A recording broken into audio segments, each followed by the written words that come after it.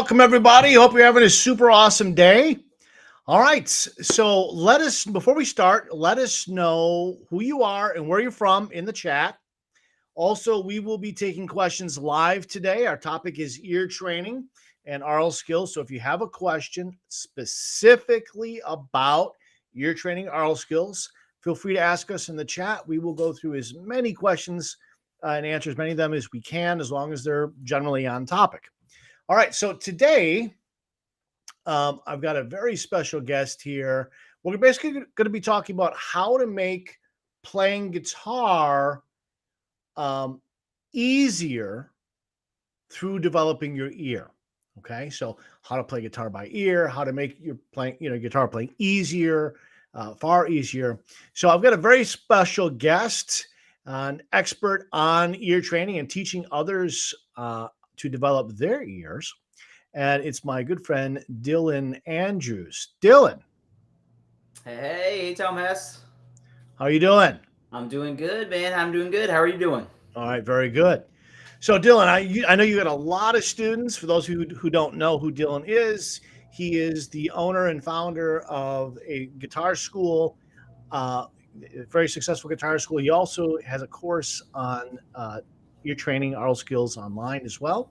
But Dylan, as you know, you've run your very successful music school and you've got your cool website, eartrainingforguitar.com, and you've helped a lot of guitar players learn not only how to play guitar by ear, but how to make playing far easier, how to figure out songs by ear, how to improve their aural skills, etc.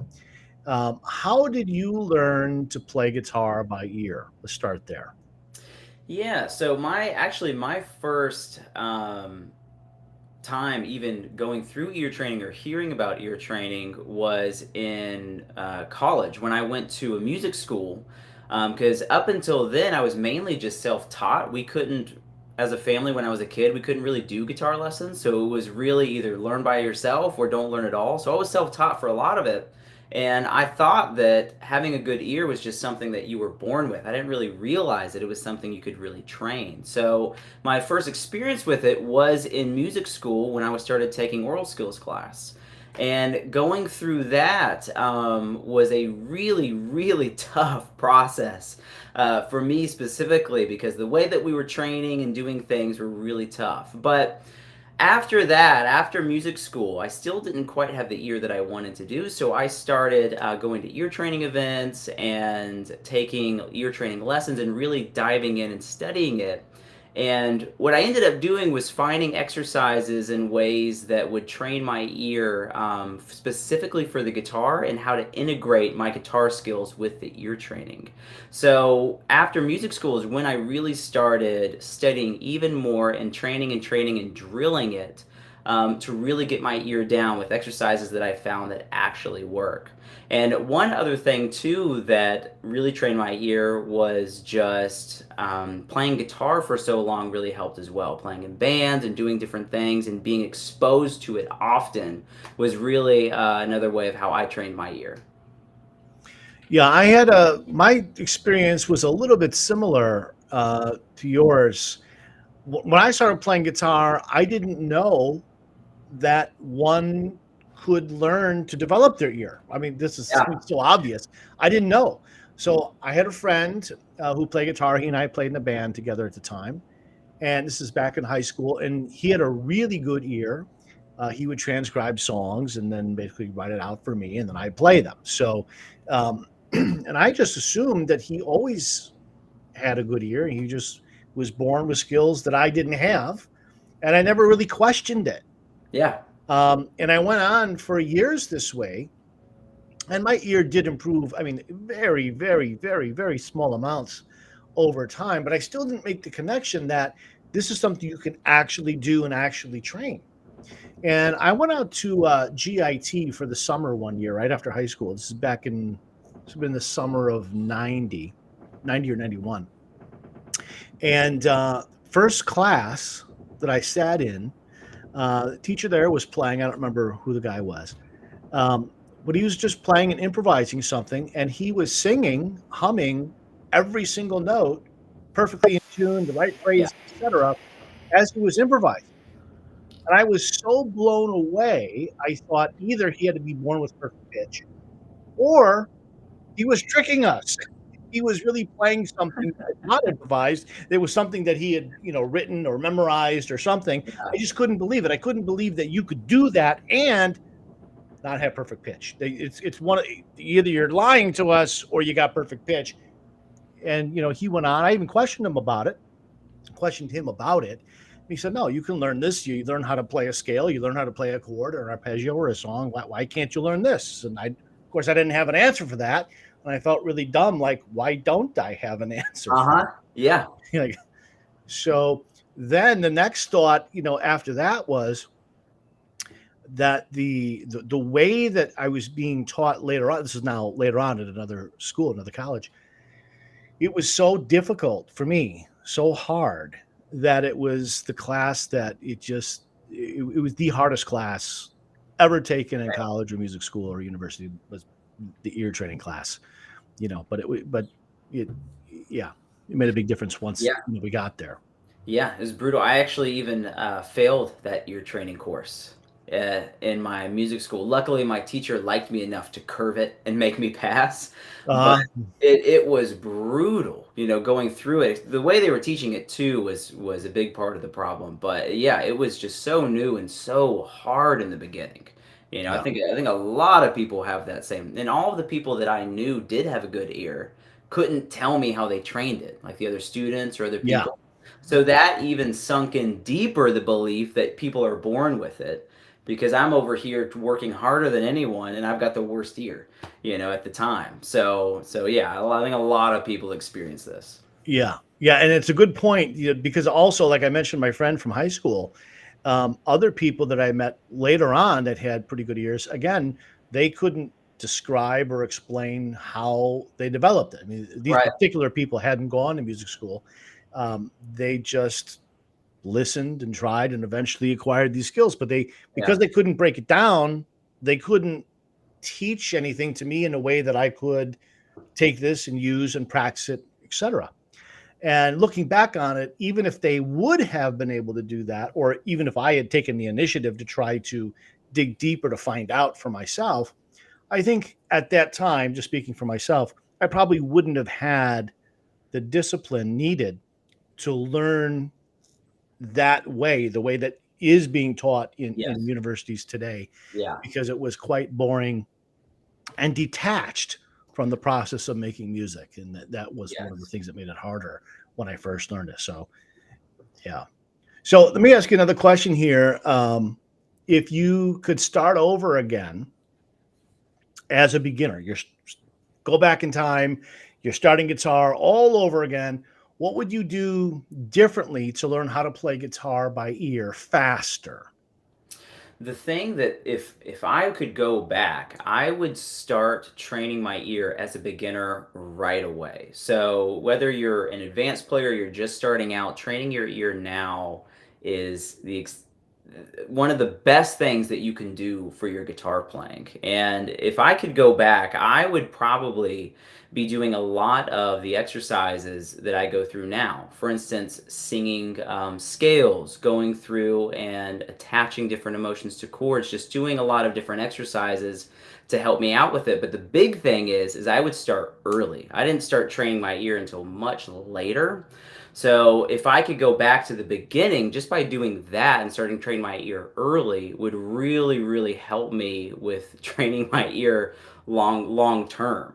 But going through singing scales, trying to transcribe more songs, and another big thing that I could do is when I first started learning guitar, like most people, I would be learning a lot of different songs. And what I would automatically do is try to look up the chords. I would try to find the tablature. There wasn't really YouTube back then, but I would try to find videos of people going through it. What I would do is I would always try to figure out the song first. That would have been best. And then I would have tried to go through those avenues and figure out what it actually was. But if I started just trying to transcribe simple songs from the beginning, that would have helped out a ton. Yeah, let's talk about that a little bit more. Um, You said that you would go back and you would start training your ear right from the beginning. I agree with you. I would too. Yeah. Uh, but for those listening, they might be wondering why.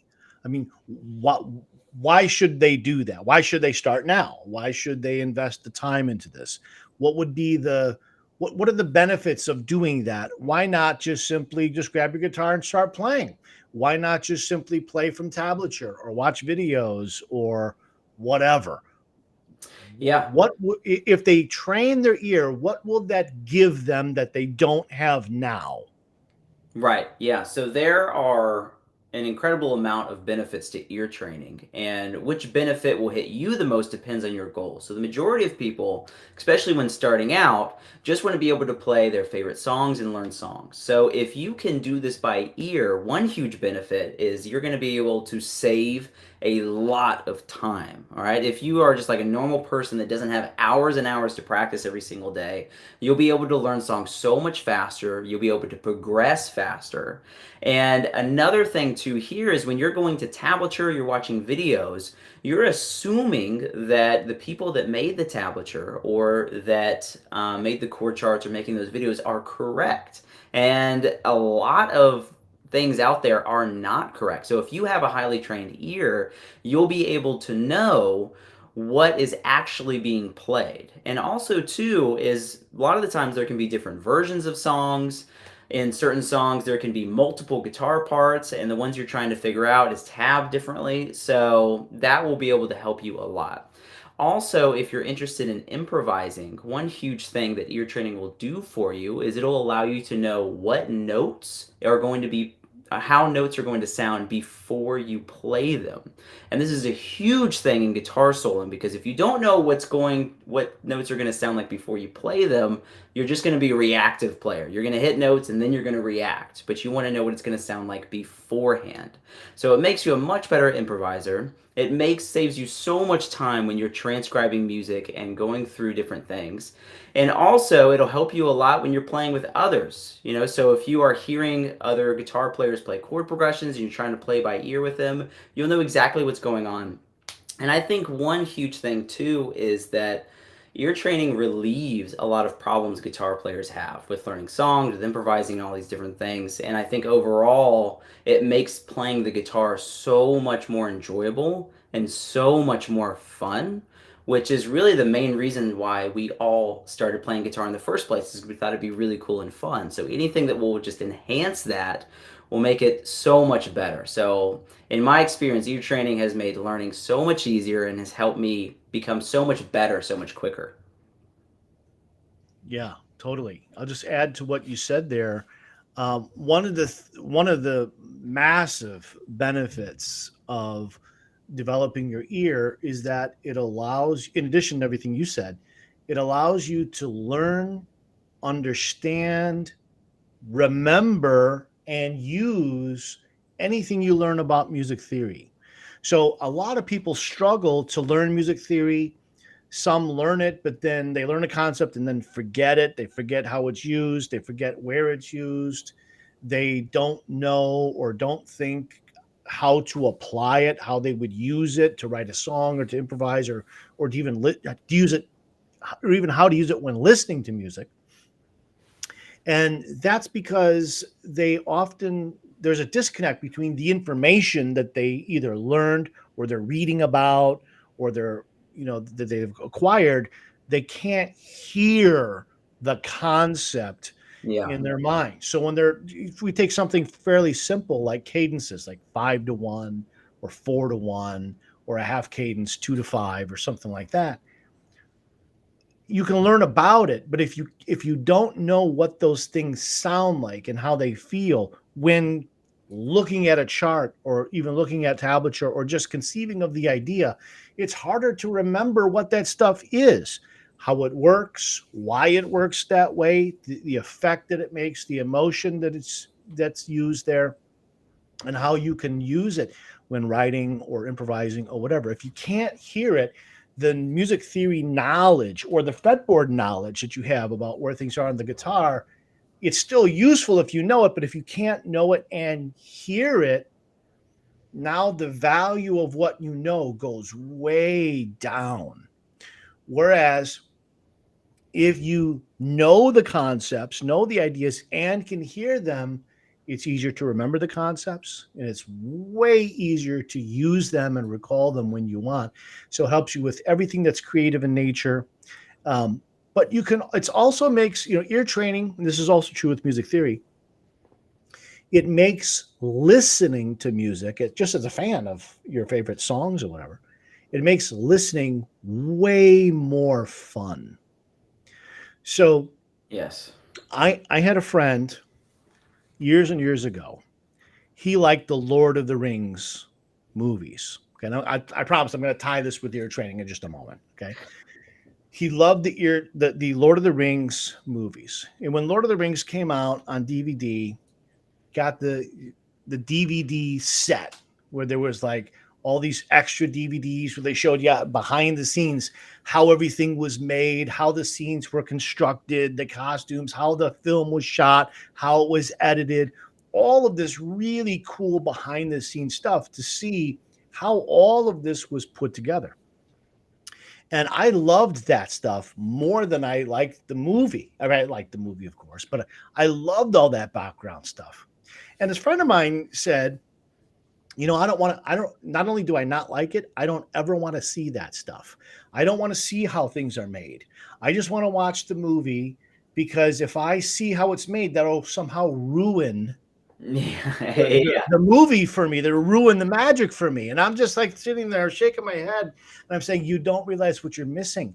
It adds, in my opinion, at least, it adds so much more to the experience of when you were there than watching it. And I think that's a good analogy for when you're listening to music, wherever your favorite songs or players or bands are or whatever, and you're hearing something that's occurring, and you know by listening, because you've trained your ear, exactly what that is. You know what that chord change is. Well, this is one going to six, and then six going to five, and whatever, and five going down to four or whatever.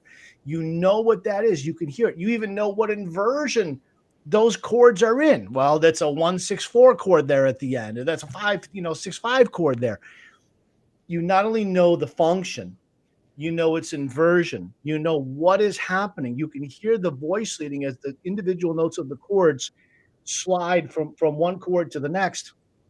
You hear a melody or a guitar solo or a singer singing, and you understand when the singer sings this note over that chord and it just stabs you right in the heart. It's just very, very expressive. You know why it's expressive because you understand, okay, well, that singer is singing the ninth over this minor chord that just followed the four chord, and now we're at one, and it's the ninth over that. You understand why this is occurring. So there's some music theory knowledge, but you also know in your ear what you're hearing, and it adds so much more. And a good way to think of this is a non-musician, someone who doesn't play anything, when they listen to music, they cannot hear what we can hear, we as musicians. And the reason why they can't hear what we can hear is that they don't understand what it is that they're hearing. And when I say that, I don't mean they're missing the name of the scale. I mean, some person doesn't know that that's a Mixolydian scale. I'm not saying if you don't know the name of the Mixolydian scale and it's being played, you don't get the enjoyment out of the song that we get. That's not what I'm saying. It's not some sort of a snobbish elitist attitude that I'm or position I'm taking here.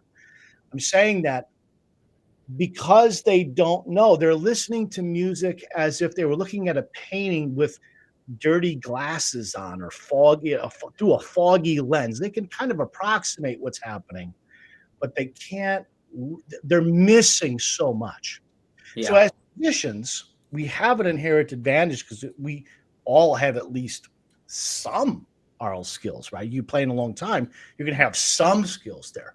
But the more you develop those skills, the more you'll just enjoy listening to whatever it is you're listening to. There's so much more enjoyment because it hits you on a deeper level. It is. It's like Older- listening to music in high definition, you know? Exactly, exactly. Yeah, clean the lens on your glasses. You see clearly. Yeah. So it makes a big difference. It makes it easier to learn songs, of course. It also makes your phrasing better. So when you Mhm. have a person here, you may notice this yourself in all the students that you teach and the people you've dealt with in Yeah. music business and so on.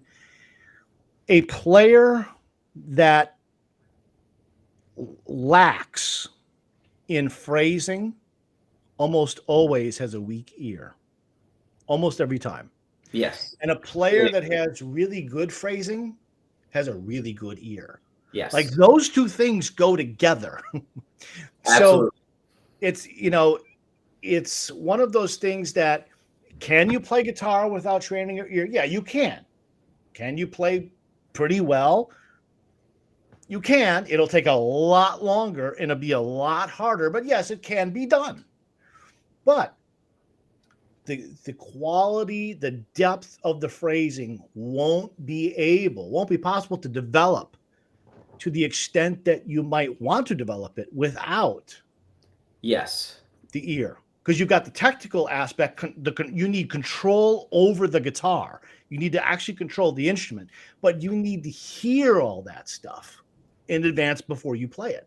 So it's ear training is more than just simply uh, let's identify that note that's being played, or what does a G note sound like. It's more than a video game or surface level identification of what things Yeah. are. It helps you with every aspect of playing. Yes. Yeah. And I don't think I've ever met anyone where their phrasing was incredible and did not have a good ear. Anytime I see a guitar player taking an incredible solo improvised, they always have a good ear. And it was just like what I said earlier of you need to know what things are going to sound like before you play them. Right? So you need to be able to compose that in your mind, even if it's going to be just a couple seconds beforehand, because if you're just reacting, if you just play a note and you know it's in key, but you don't know how it's going to sound, then you're always going to be reacting, and you can never create an incredible, powerful, emotional solo if you don't know how to compose it and how it's going to sound beforehand. So, I'm human. I don't hear 100% of everything I play, but it's really high 90s where I'm hearing almost everything that I play before I play it, and I'm very intentional with it, and it's all because of ear training. It's all because I have a good ear. So it's an absolute must to becoming a great improviser. Yeah, totally agree. And I'm right there with you. I mean, I'm not perfect either. I don't have perfect pitch or anything Okay? like that, just a very, very strong relative pitch. Um, and yeah, I mean, I can hear not 100% of everything I play, but like you said, it's very, very, very high percentage. And not just like the notes, like what is that G note going to sound like? Not just that, but Oh yeah. the specific phrasing, how to get there, what the effect is going to cause, and Mm-hmm. so on. And I don't say that to try to impress anybody. I'm just saying, and I know you didn't either. I'm saying that to show that I'm just a regular person, okay? And I know you think you're special, Dylan, but you're just a I regular do. person. We're just regular guys, okay? We're just normal. We're just regular people. Yes, And if yes, you we can are. learn it, if I can learn it, anyone can learn this. It's not, we don't have, I'll just speak for myself. I certainly don't have any special musical DNA or anything like that. No, me neither. And that's why I like to tell people that I really sucked at this in the beginning, and even telling them that I failed my ear training class and everything, because now I have a highly, highly trained ear, and if I can do it, anybody can do it. There was no innate ear training talent I was born with. It's absolutely something that you can develop. It's just consistent practice, and that's all it is. Yeah. Yeah, exactly. Exactly. All right. So another question here. What's the biggest mistake that people make, which makes learning to play guitar by ear harder or take longer? There is a lot, but I think it first off stems from really understanding what playing by ear actually means. I think if you don't have a good understanding of this in the beginning, then the way you train and decisions you make for ear training after that can be a mistake.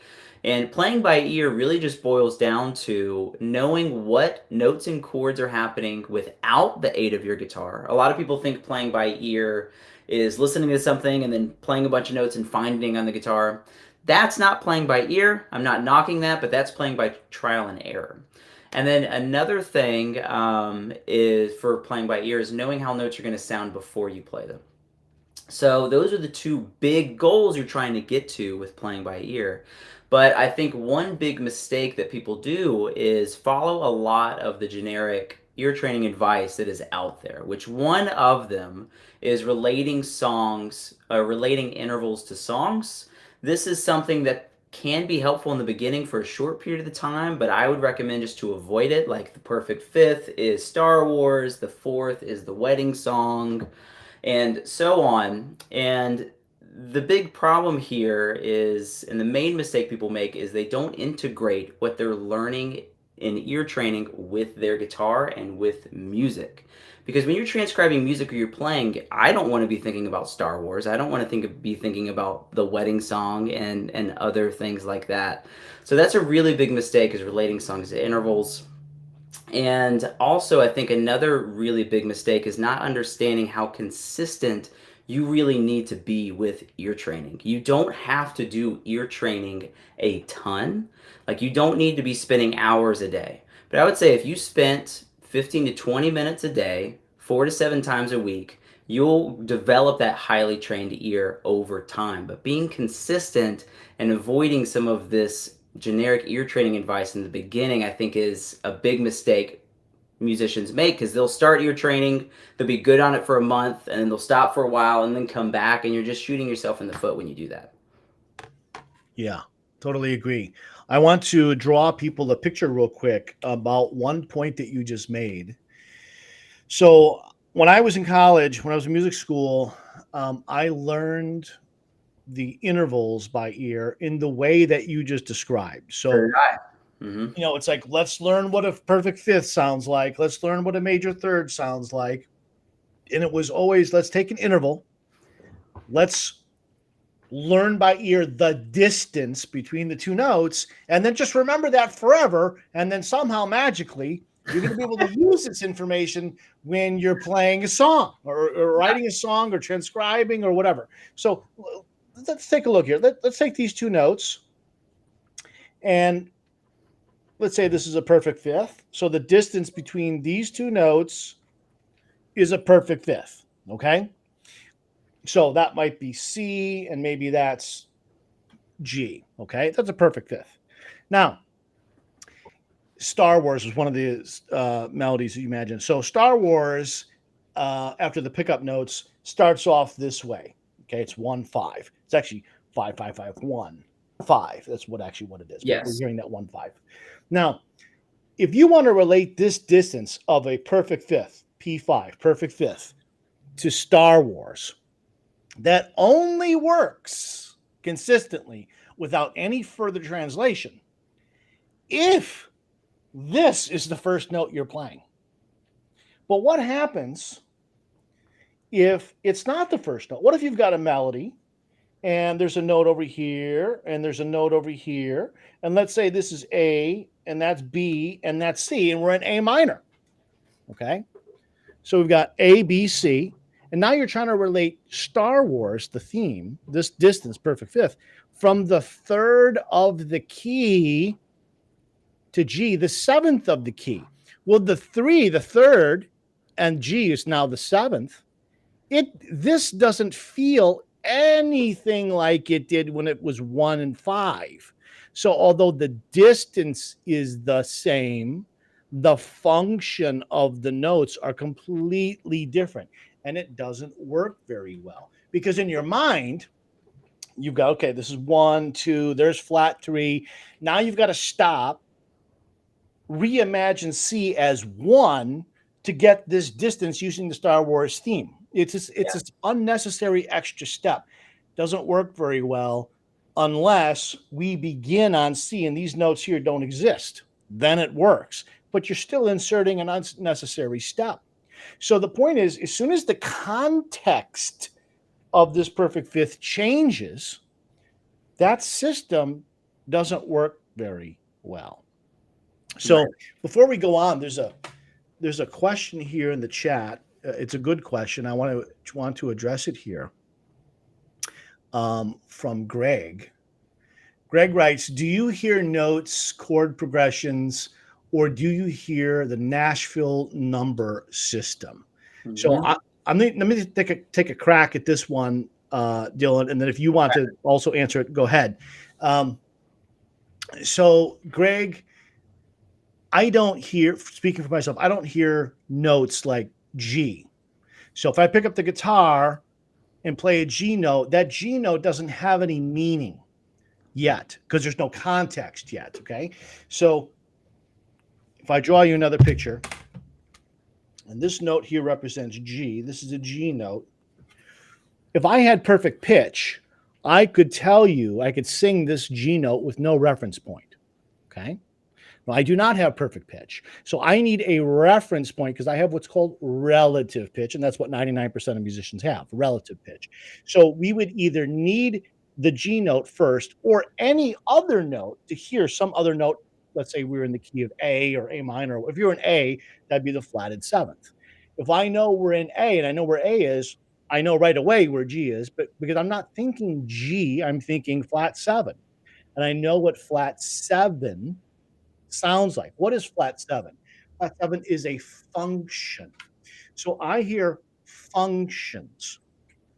If we're in any key, major key, minor key, Phrygian mode, or whatever, I know what six feels like and what it sounds like because I associate it with a feeling. Okay. If we're in for an A major and it's the major sixth, that has a separate feeling. I know what that feeling is and I know what it sounds like.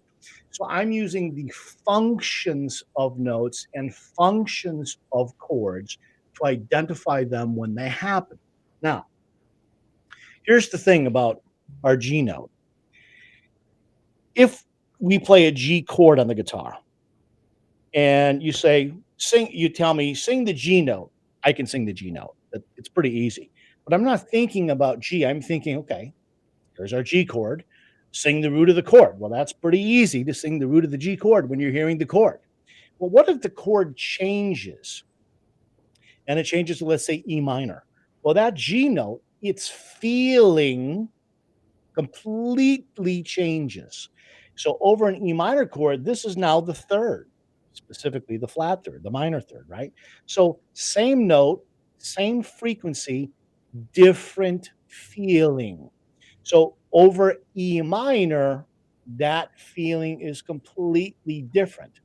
And I can identify the G note by identifying the feeling of the flat three over the minor chord. If we go to, let's say, an A minor chord, we want to identify that note, the G note by ear. I'm identifying what is the function. Well, in this case, it would be the minor seventh. So a minor seventh has a specific certain feeling. It's pretty cool, cool in temperature, not cool like sunglasses. Okay, like the bonds. Right? It has a different kind of feel to it, more laid back kind of feel to it, right? So that's what I'm identifying. Same thing with chords. Okay, if we're in E harmonic minor or something, and the C chord is played, that would be the sixth chord. Well, the sixth chord in a minor key is going to have a very distinct emotional Yes. feeling to it. So if you're playing chords and I'm not watching what you're playing, I'm looking the other way, eyes are closed, or you're on the radio and I'm listening in the car, and that C chord comes, I know exactly what chord it is, not because I know it's C. I may not even know what key we're in. If a song plays on the radio, I may not know. Is that E minor? Is that E flat minor? I don't have any reference point, for sure to know. But it doesn't matter. I know that it's six. Whether we're D minor, E flat minor, E minor, F minor, F doesn't matter. Six is six is six, and I can identify it quickly because that's what I'm looking to identify is the function because it's the function of notes or of chords that give the basic emotion to that note or to that chord. Okay, it's the basis, the baseline for the emotion. There are other musical elements that might affect or color or enhance that emotion, but the basis, the baseline emotion is through the function of the note against the given chord or the chord against the background of the key. Yes. Yeah. I completely agree. I listen to function. I go the exact same way. It's so much more valuable to know the function than it is just to know the notes. So like you were saying, just knowing a G note is has very little value at all. But also too, if I know the functions, then I will know how to accurately express what I want to say. So if I am taking guitar solo and I want to get certain sounds and certain feelings out of it, I know what emotions and things to target. And for instance, when if we're in a major key, like let's say we're in G major, and then the C chord is being played, which is the 4 chord, I'm going to want to target the sharp 4 of that chord because I love that sound, which is Lydian. So it's just all of these things that go into it. I'm constantly thinking about function because I know what emotion, what feeling that's going to give me, and it allows me to accurately express what I'm trying to get out in a solo or in a song I'm writing or whatever. Yeah, totally. And it's now I know that Dylan, you know Mm. that the sharp four against that C chord. What key did you say? G? G, G. yeah, Okay, so C would be the four, right. right? So then the sharp four is going to be F sharp, right? Sharp Mm, four of the chord, which is correct, seven of of the the chord. key. But right now, that F sharp note is sharp four against that given chord. And that's the basis of the emotion of that note over the chord. It's not really that it's seven in the key, it's that it's sharp four against the current chord being played. And Yep, that takes me back to, back to music school, right? We're back in aural skills class. We didn't go to school. We didn't go to the same school or even yeah, at the same time. Um, but when I was in school, one of the things that we try to do or we're taught to do is to memorize all the intervals and then, all the notes and the scales and then go, the chords and everything from there. And learning that to try to identify seven being the leading tone of a major key or harmonic minor or melodic minor key, was useful in a sense, but limited because that seven felt differently depending upon which chord was played under it at the time. So that F sharp note, the seven, feels totally different when the D7 chord is played versus the C chord as you described, or even the G major chord, because now it's major seven. Well, major seven, completely different feeling oh, yeah, than than three of the D chord or whatever else. And uh, now part of that is just music theory knowledge. You can know just by music theory knowledge the certain effects that those notes and chords might create. But if you can't hear them in advance, you only kind of know about them, but you can't hear them. Again, you're just reactive. Is that really the sound I want at this yeah, particular time? That's a different question than is this the concept I'd like to use at this particular time? So one right, is knowledge, theoretical, the music theory aspect, which is important. The other is we're just going direct to the emotion that we're trying, or the expressive element that we're trying to grab and then use right now. So it's good to have both, but they're distinctly separate things. So if you played an F sharp note over the C chord in your example, it's going to have that Lydian sound, and that sound of the F sharp over the C, it's going to have a kind of a floating or yeah, can have, depending on how you play it, kind of a floating kind of sound to it. So if anyone listening has their guitar with them, play a G chord, play a D chord, then play a G chord again, then play a C chord and put an F sharp note on top. It'll help if you play G and then F sharp. And yeah, listen to how that F sharp kind of has that F sharp note kind of has that floaty sound to it. So those are the kinds of things. If you know that, you can immediately go to it right away and you can yeah, manipulate that emotion. If you don't, you're just, as you said, you're just reacting. You're just being reactive. You play a note. Did I like it or not? Should I stay on it? Should I move yes, off it? It's right. not a very fun way to play. or Yeah. improvise or write or create or do anything else. Yeah, and I think that's one of the biggest things that a lot of musicians don't understand is that the function changes every single time the chords change. Like if you're going to take a guitar solo, let's say in the key of G major, if you're just thinking G is the one the entire time and you're soloing the entire time, well then notes are going to react in different ways than you were expecting. Because for instance, if you play a G note while a G chord is being played, that's the one that's going to feel very has a strong sense of resolution. But if you play that G note while a D chord is being played, well, now it's going to be tense because that's the 4 of D. So every single time a chord changes, you need to assume or you need to know that the 1 of that chord is now your new root. That's the new sense of resolution. And you're not changing keys. The 1 chord of the key is always going to feel the biggest, but when you're soloing, your ear is going to perceive whatever the 1 is of the chord as the 1. So when a C chord is being played, everything's revolving around the C. When a D chord is being played, everything's revolving around the D.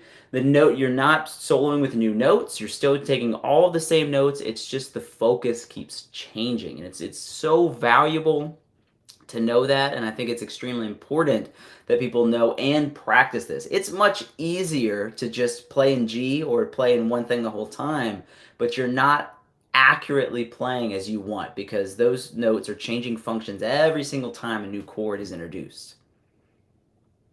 Yes, exactly. And just to kind of draw everybody a picture to kind of visualize this, if we have a triangle, I'll draw a big triangle here. Okay. So what Dylan is saying is my triangle. All right. What Dylan is saying is that as the chords change, the function, that means the emotion Mm-hmm. of the notes played or sung over those chords also change. So we talked a little bit about that a minute ago, where I said that the G note feels a certain way over the G chord, but feels differently over the C chord or E minor or A minor, or whatever the examples we were talking about. Okay, so in a song, okay, this is massively simplified, oversimplified. Okay, just to illustrate a point. Okay, it's what I'm about to say is a definite simplification. There's more to it than what I'm going to show right now. But just to illustrate this point, the key that you are playing in, major key, minor key, Dorian mode, whatever it is, okay, harmonic minor, Phrygian, whatever it is, it's those are going to have a foundational feeling to them. Okay, so let's just call this key or mode. Okay. The key or mode is going to have a general flavor to it. It doesn't mean that all songs or all music in that key or mode or key type are going to be the same, but you know, harmonic minor is never going to feel like Dorian ever. Okay. Never going to feel it. Harmonic minor has its own little universe, and Dorian is a different universe. Okay. And Aeolian is a different universe. Okay. So, but within that universe, there's a lot of different things we can do to manipulate emotion, create all kinds of different things. So you've got the key and the mode that's kind of laying a foundation. Then from there, you have the function of the notes within the key. So recently in an example, we talked about the F sharp note over the key of G major, or in the key of G major. Okay, so the F sharp note would be the major seventh, the seventh note of a G scale. Okay, so we'll just say here F sharp. Okay, F sharp note. Now, the F sharp note itself has no value yet. Mm-hmm. Its value, its function, its emotion is derived from this and the chord that is currently being played over. We'll get to that in a minute. But F sharp is still 7, the major seventh of this G major key. Okay. Now, when the chord changes from let's say a G chord to, let's say, any other chord in the key, all right, let's say A minor, okay, the chord. The F sharp note is relating to the key that we're in, G major in this example, and simultaneously to the current chord being played, in this example, A minor. So It's not that the F sharp, which is the seventh of the key, is no longer the seventh of the key. It is. And Yes. Yep. some of that relationship is still there in creating the emotion, but more of it, more than half of it, is this relationship between the current chord and the F sharp note that is being played right now. Okay. You'll hear more of this relationship than you will of this relationship. The only exception to that is when this chord is one, when it's, in this example, the G chord, because then the relationship between the note and the chord is the same as the relationship between the note and the key. But when this is not the one chord, most of the relationship we're going to hear is between these two relating versus the two. But this is not zero. It doesn't have no relevance. It just has less relevance. So you got this mixed in your head with this, and that, among many other elements in the music, but this is essentially the basis of the emotion that you're perceiving. Again, oversimplification. There are other elements involved, but this is the way to think about function and ear training, and that's what we want to try to learn and master. And anyone can. Now, when I first understood this, when I first learned this, I was actually discouraged because I thought, well, wait a minute. Okay, there's only 7 notes in a key, let's say in a major key, and the function of those 7 notes are identical in all major keys. That was the good news. I thought I only need to memorize 7 things, and that's all. And once I memorize those 7 things, I'm done for major keys. I am finished. How hard could it be? There's only 7. Seems like it's going to be pretty easy. Well, it is, as long as that chord is 1. But when it's 2, as it is in this example, or 6 or 5 or 4 or whatever, now we have a new set of relationships to Yep. memorize. So there's more work to be done. But still, once you've done it for one key, you have done it for all the major keys. Okay. So G major, C major, A major, B flat major, it's all the same relationship. You don't have to learn the same thing times 12. Learn it for one major, and then you're done. You got it. You got it forever. And Yep. that's the cool thing. So I wanted to point that out because Dylan, when you were talking, I think that some people might think, "Oh man, now it sounds like there's even more work left." Well, Yeah. yes, there is, Yeah. but But you yeah. got it for one major key, you've got them for all. They're all. You're done. You're all of them are done. Yes, exactly, exactly. You've got one down, then every single major key that exists is good to go. It's all the same. It'll all function as the same. Which, yeah, which I used to think that that wasn't the case. I used to think that every single key needed to be trained, and that was, yeah. I was very happy to find out that's not the case. Yeah, yeah, very good.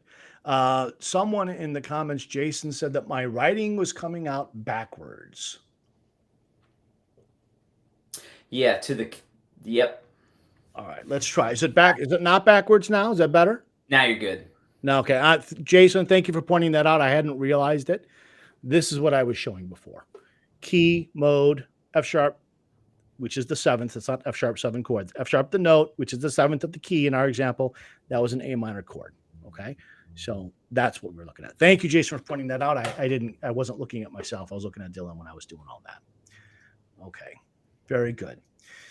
Now, Dylan, what are, let's say, 3 things that guitar players can do today to improve their ear training and play guitar by ear more easily?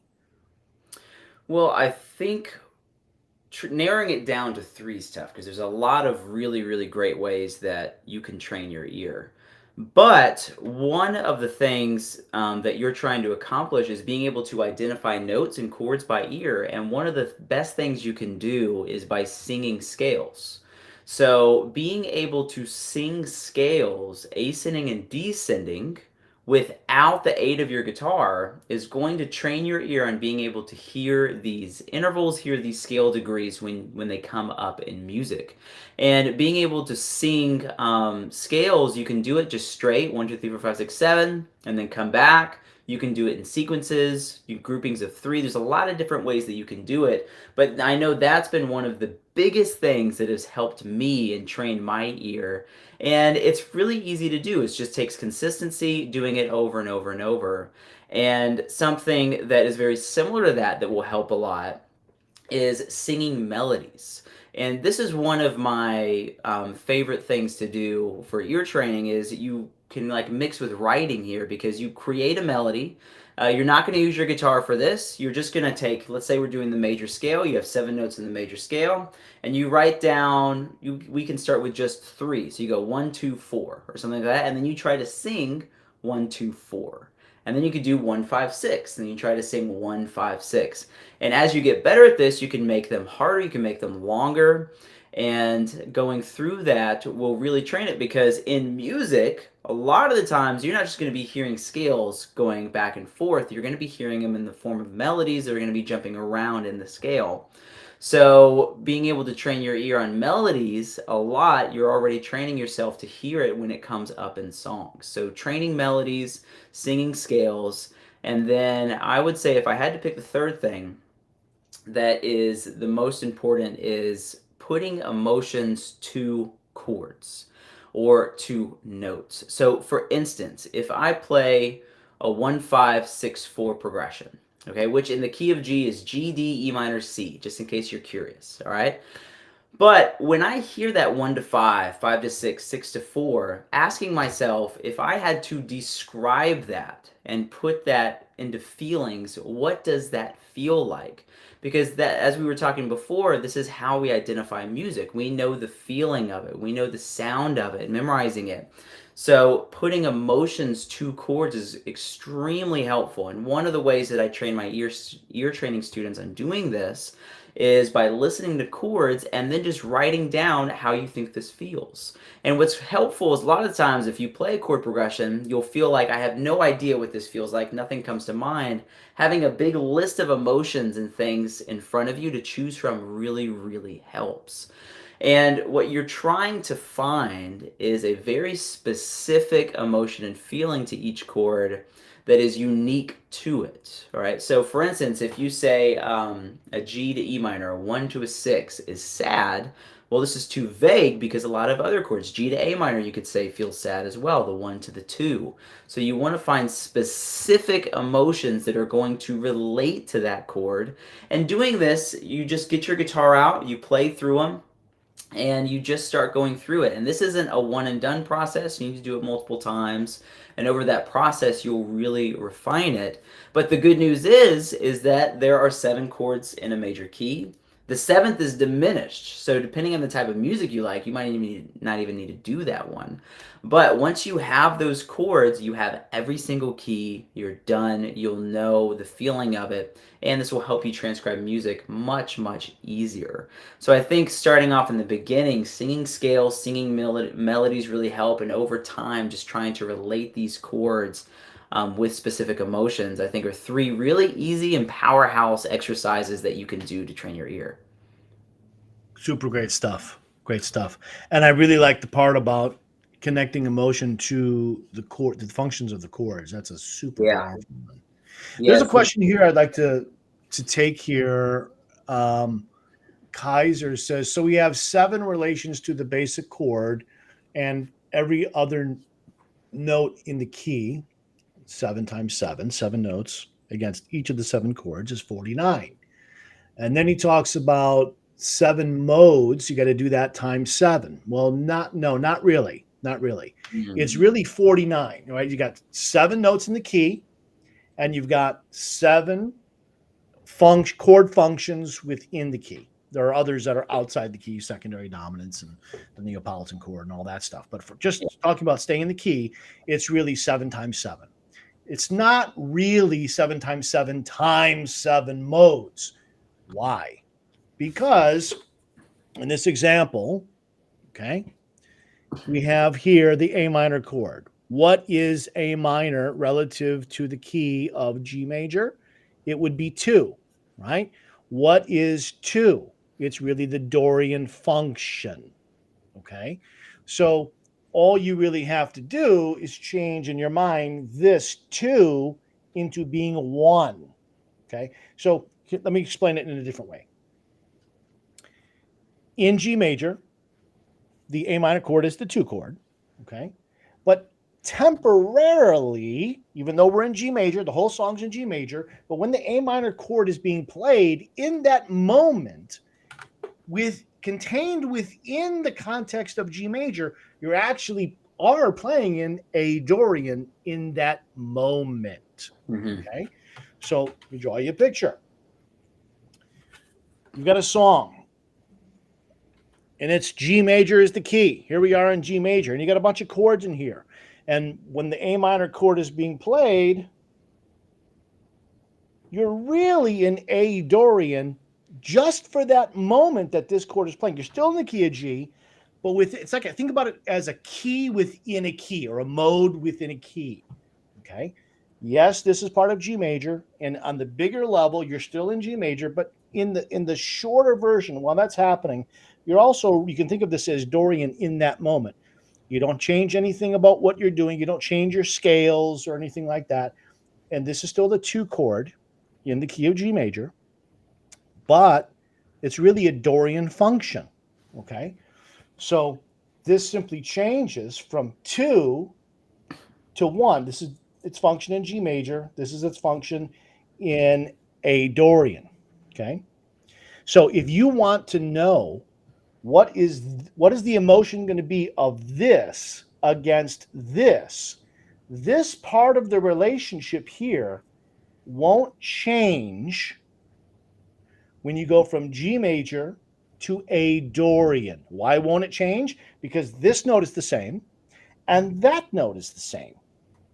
Okay, this won't be 7 anymore, but the F sharp to the A minor, that this part of the relationship is identical. Yes, it's true that this changes now from G major, the bigger context, to A Dorian.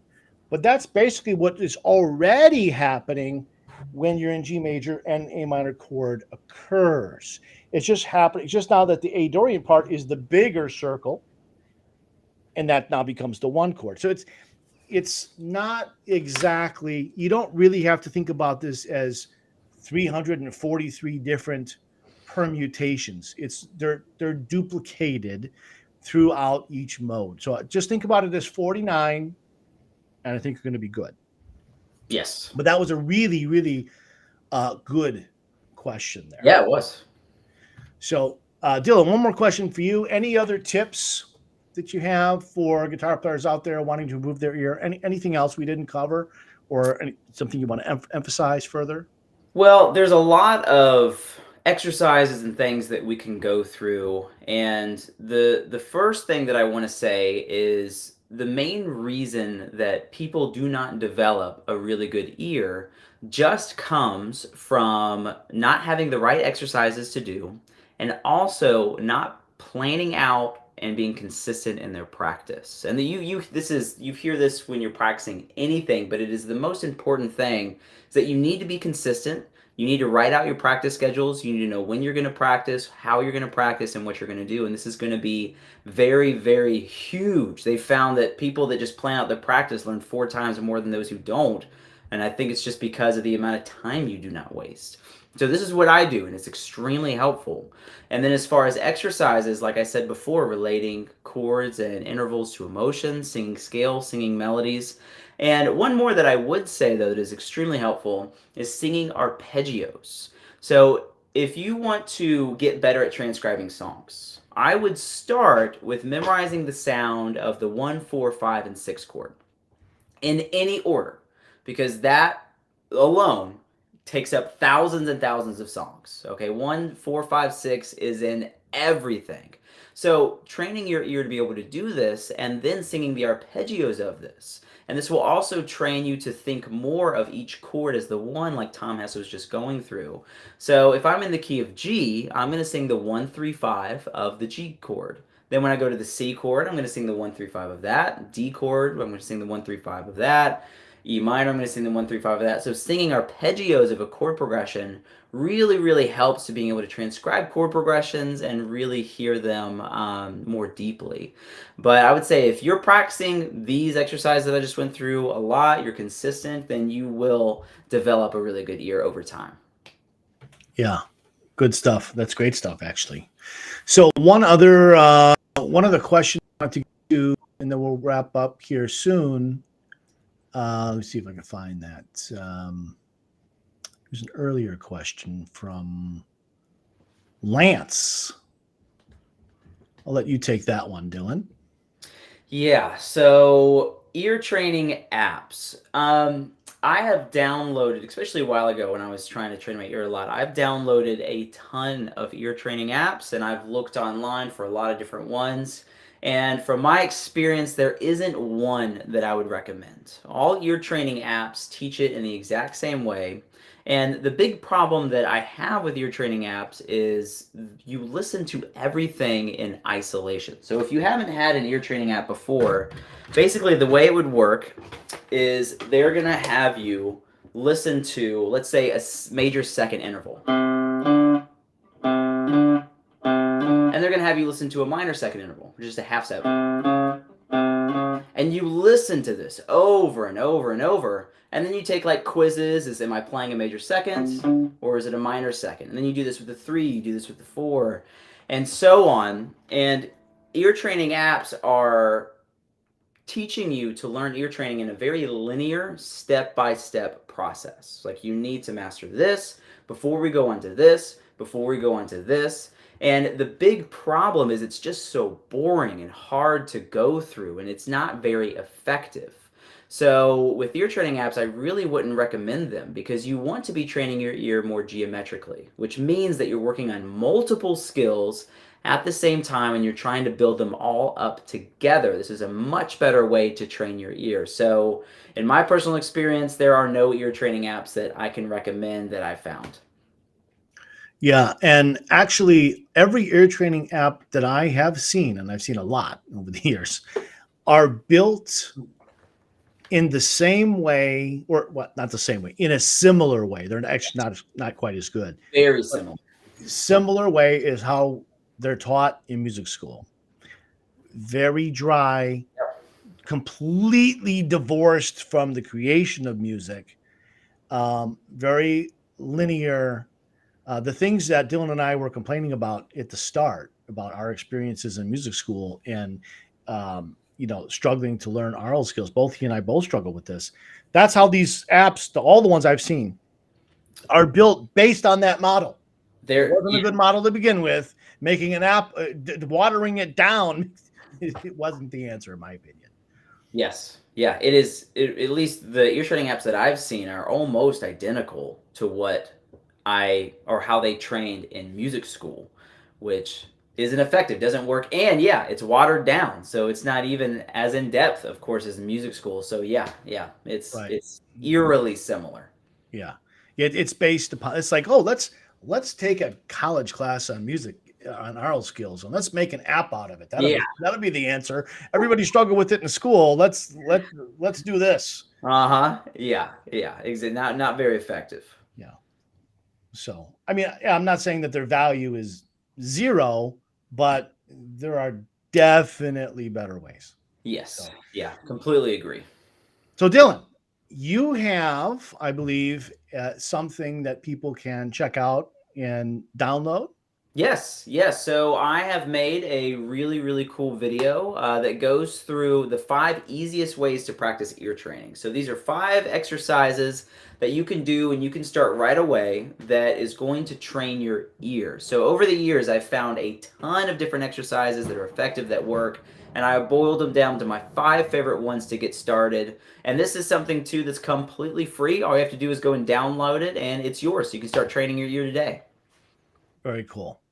All right. So I also have something for you guys and ladies.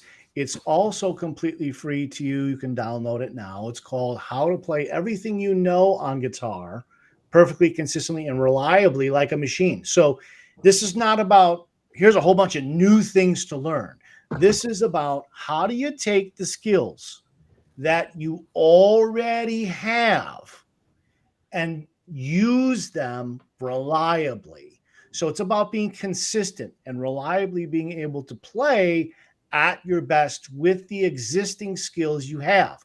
And as you learn new skills, whether it's from me or somebody else, it doesn't really matter, you can take the same approach to applying those new skills to make them yourself be able to play them more consistently well. And one of the things that I find with teaching thousands of people over the years is that when they learn something, they may learn it and some might master it to a certain level, some might master it to a high level, but there's a problem with consistency. So maybe if they played it 10 times in a row, maybe 3 times out of the 10 it was dead on right, and then the other 7 it was like not so perfect. This is specific training on being able to take your skills and make them reliable. This is totally free. I don't charge anything for this. It's totally free. You can download it right now. It's a free guide right there at that link, tomhess.net/play guitar perfectly. So, all right. I want to thank everyone who checked us out here and asked questions and listened and participated. Dylan, thank you for all your insights and everything that you shared. I wish that I had someone like you, many, many years ago when I was starting out to tell me all the things you just told us, Yep. because I didn't know any of this stuff. Yep. Yep. Absolutely. It was a pleasure to be here. All right. Thank you very much. All right, everybody. Have a great rest of your day. Take care. We'll see you next time. Thanks, Dylan. All right. Thank you.